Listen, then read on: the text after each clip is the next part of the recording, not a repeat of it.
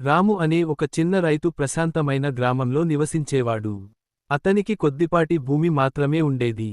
చాలా సంవత్సరాల పాటు అతను సంప్రదాయ సాగు పద్ధతులపైనే ఆధారపడి వ్యవసాయం చేసేవాడు.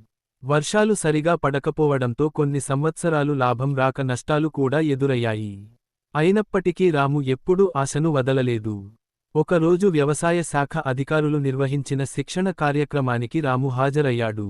అక్కడ అతనికి ఆధునిక వ్యవసాయ పద్ధతులు, డ్రిప్ ఇరిగేషన్, పంటల వైవిధ్యం వంటి విషయాలపై అవగాహన లభించింది. ఆ శిక్షణతో ప్రేరణ పొందిన రాము తన సాగు విధానాన్ని మార్చాలని నిర్ణయించుకున్నాడు. తన పొలంలో ప్రధాన పంటలతో పాటు కూరగాయలను కూడా పండించడం ప్రారంభించాడు.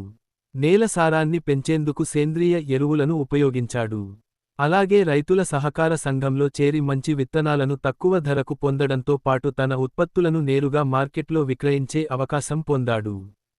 కొన్ని సంవత్సరాల్లోనే రాము మంచి లాభాలు సంపాదించాడు. ఆ ఆదాయంతో తన ఇంటిని మరమ్మతులు చేయించాడు. పిల్లలకు మంచి విద్య అందించాడు. వ్యవసాయ పరికరాలను మెరుగుపరచాడు. రాము విజయం చూసి గ్రామంలోని ఇతర రైతులు కూడా అతని మార్గాన్ని అనుసరించారు. కష్టపడి నేర్చుకుని తెలివిగా నిర్ణయాలు తీసుకుంటే రైతు కూడా విజయం సాధించగలడని రాము ఒక మంచి ఉదాహరణగా నిలిచాడు.